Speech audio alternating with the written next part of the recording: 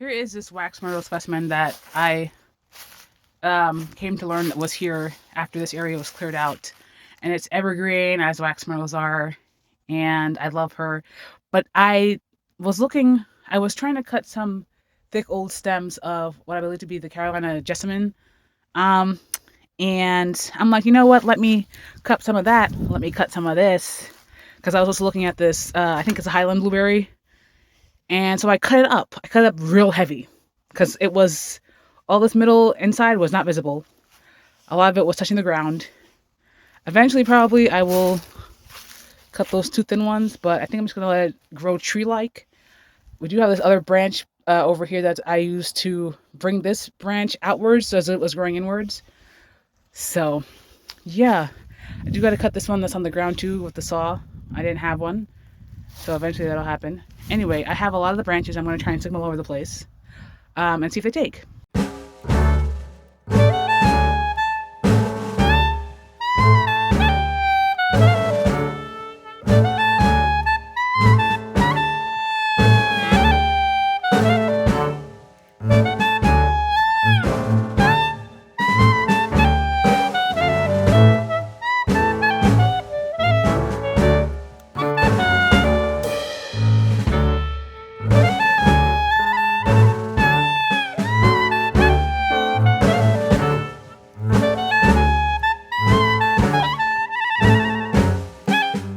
So I have two, there's some tall branches. I have two over here.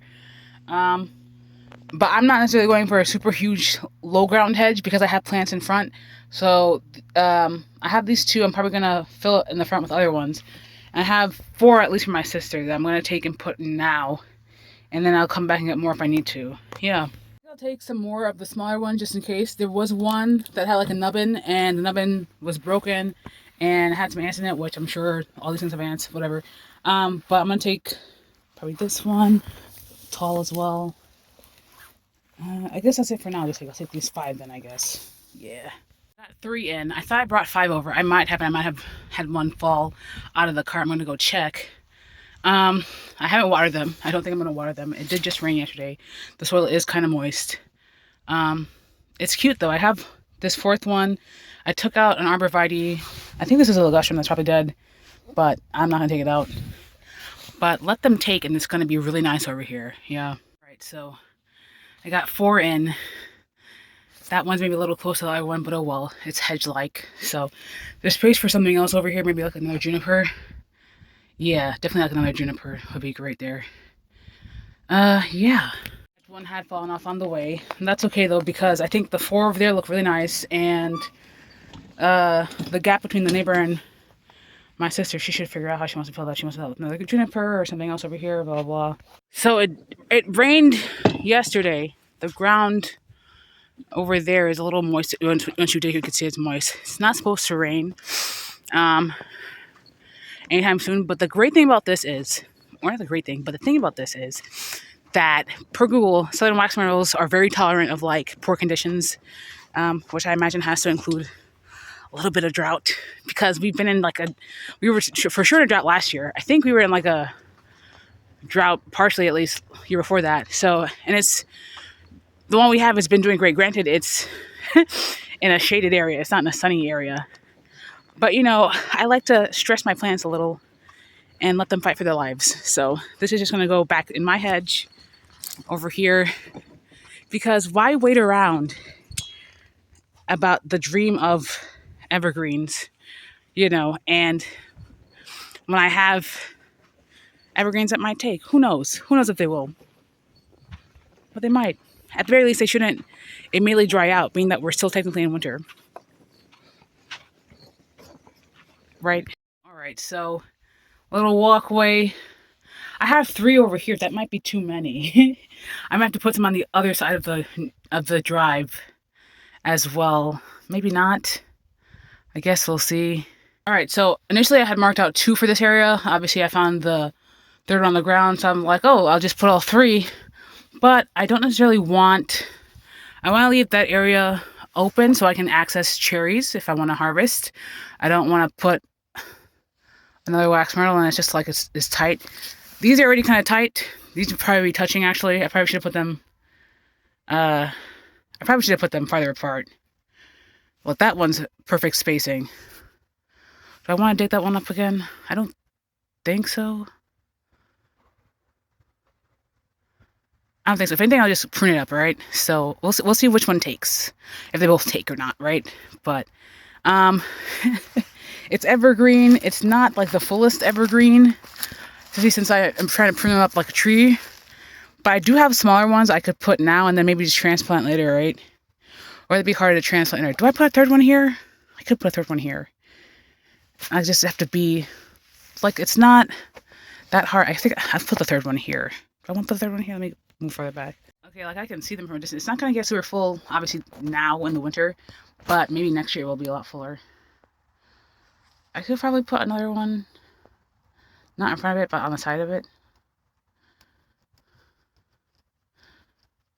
Right?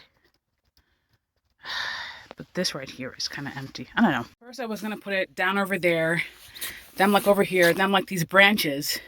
And this is a bit more centered to this whole area over here. So I'm going to put it here. I'm probably going to widen the hole towards this way and then push it a little bit farther back before I put it in. Alright, so it's in there.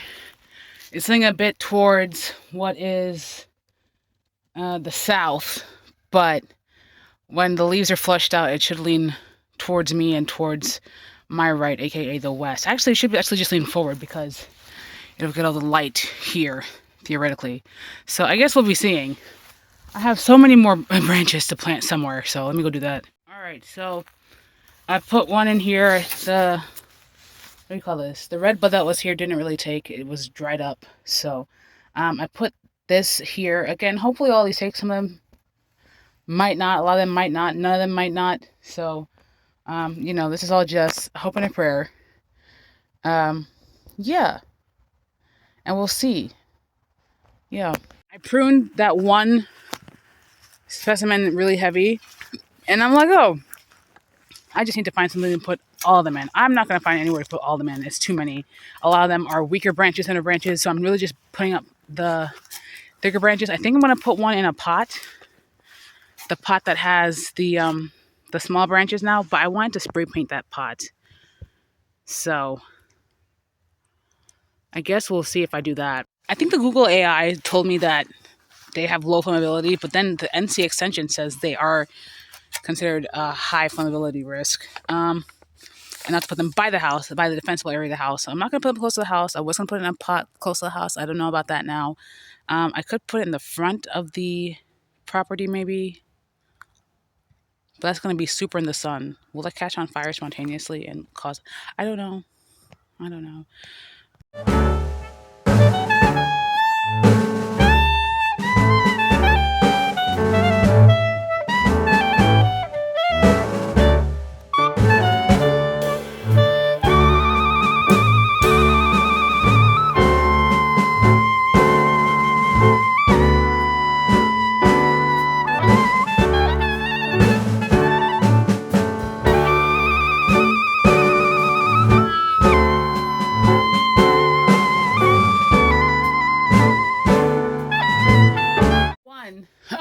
I think I didn't really get a clear, solid coat all the way around. I mean, things that you sprayed, but not necessarily evenly. The spray can is empty, so I don't really care. I'll paint something over it, like a design if I must.